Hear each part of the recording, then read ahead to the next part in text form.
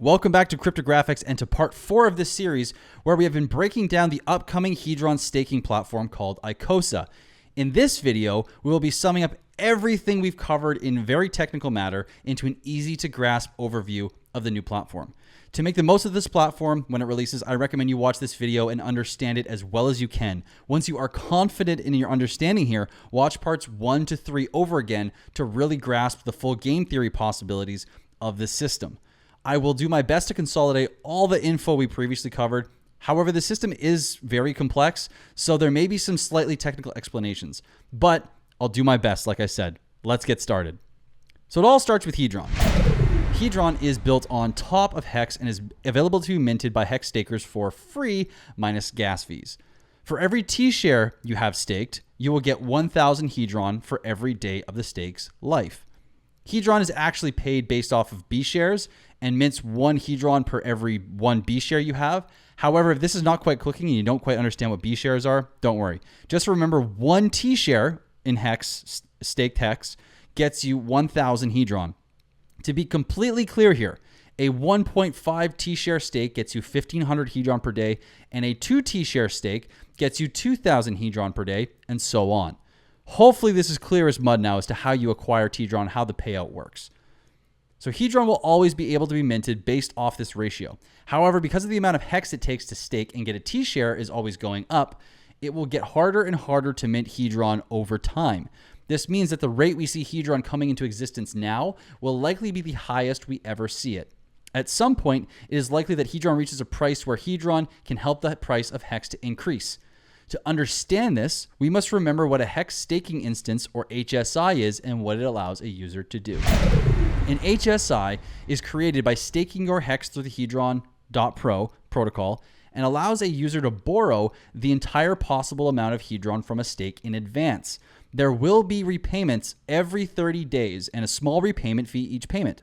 An HSI allows users to tokenize their stake, or you can kind of think of it like allowing their stake to become almost like an NFT, if you will. This means if you want to move your stake to a different wallet or even sell the stake without ending the stake, you can do this now. But back to the borrowing concept real quick. If HEDRON reaches a certain point in price, it may be possible that the amount of HEDRON borrowed from a stake is worth more than the stake itself.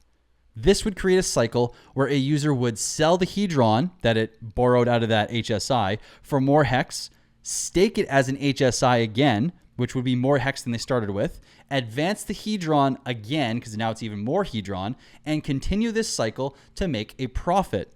If this point occurs, the event will always pull up the price of Hex. It's pretty damn cool if you ask me. A final note on HSIs is that if an HSI is borrowed against and not repaid, it goes up for liquidation after 90 days and can be bought by anyone using HEDRON tokens. All the HEDRON used in these auctions is burnt from the supply forever. So we've summed up HEDRON and HSIs. Now let's move on to the upcoming Icosa staking platform to talk about staking HEDRON. Once this platform releases, HEDRON holders can stake their tokens in the protocol to earn the new token, Icosa. Users will have at least a minimum of 30-day stakes and a maximum length of 360 days based on how much of the total supply of HEDRON they have staked. For a more in-depth explanation of this and the included bonuses for each tier of stakers, see part 2 in this series. There are a couple of unique functions of this pool which are very unlike Hex in addition to the aforementioned. If a user ends their stake early, let's say at the 60% mark through the stake, the user will only receive back 60% of their principal and 60% of their Icosa yield. This applies to a stake anywhere from 1 to 99% served. Additionally, users can add to their stakes at any time to increase the principal of their stake. The trade-off is that the amount of time they must serve as a minimum is reset whenever users add to their stake. If a user decides to end stake early, the HEDRON that is taken in the form of penalties is divided into 2 parts. 50% of that HEDRON is burnt from supply, while the other 50% is sent to the Icosa staking pool. If you want to understand the math behind how the Icosa yield is calculated, again, see part 2 in this series. I'm trying to keep things very general here in the summary. Before we talk about the Icosa staking pool, let's go over how you can get Icosa without staking. Icosa can be purchased from the Icosa smart contract by selling an HSI to it. Again, it's a Hex staking instance. If Icosa was live today, One T share would be equal to around 24 Icosa in purchase value. The contract then borrows all the HEDRON from the HSI it was sent to put it into liquidation after 90 days. The HEDRON borrowed from these HSIs is the HEDRON that is mainly sent to the Icosa pool as yield. There will likely be a point where Icosa is available on the open market. However, if you're looking to participate in the early days of the staking pools, you will need to sell the contract in HSI to obtain Icosa so you can stake it in the Icosa staking pool. Like the buy and sell cycle we spoke of with HEDRON and HEX staking instances, there will likely be a time when a similar cycle can happen with HSIs and Icosa. Essentially, when the price is above a certain point for Icosa, an HSI will create more value in Icosa minted than the HSI is actually worth. We get the exact same opportunity here to sell Icosa for more HEX than we previously had to buy more Icosa with that HSI, and the cycle would continue until there was no more price difference. This would pull up the price of HEX every time it happened and actually support HEDRON's price as a byproduct. All auctions that are purchased with HEDRON burn the HEDRON out of existence. All auctions that are purchased with HEDRON burn that HEDRON out of supply. It's a mega positive feedback loop for all parties involved. Once you have an amount of Icosa that you wish to stake, you can stake and earn both Icosa token and HEDRON token. All minimums, bonuses, and early end stake penalties are the exact same as the HEDRON staking pool. However, the Icosa is distributed evenly to the three pools when collected from penalties. The final feature of the platform is the We Are All the Source Address pool. This pool will have a 14-day window, which is kind of like a sacrifice because you send funds to the contract in exchange for points, but the difference is you don't have to wait for any period before receiving the NFT you get from sending funds. The points you get are tied to the NFT and represent your percentage of the pool that you get in daily Icosa yield. If you want to claim your yield, however, you must burn your NFT, lose access to the pool, and increase everyone else's share of the pool. This ultimately means more yield per day for everyone still in the pool. It's a giant game of chicken, essentially.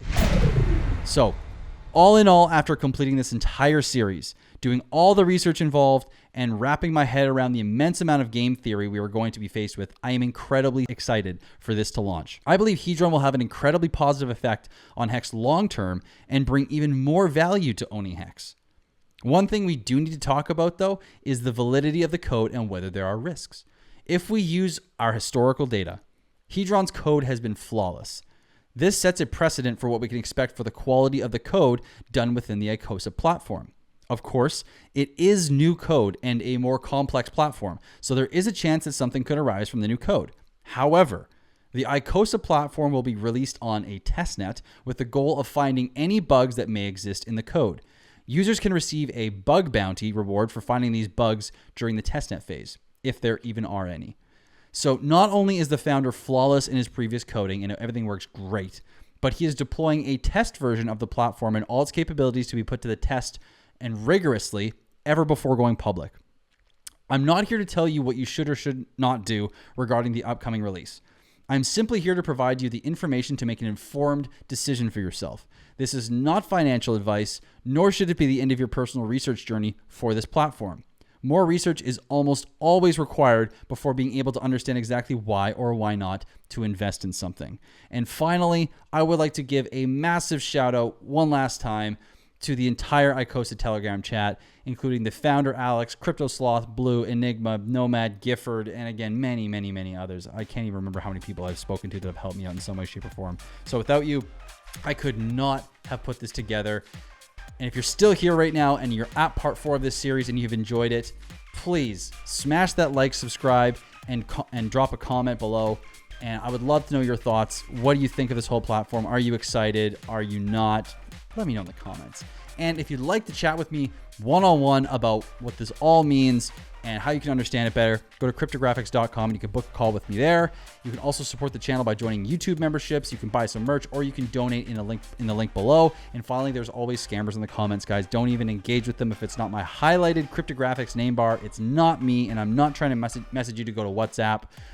So please, if you have questions, go to cryptographics.com and fire me an email there. So again, thank you so much for watching this series. I hope you've enjoyed it. I know I have. I've learned so much along the way, and I can't wait to see what's in store for all of us. So have a great day. Peace.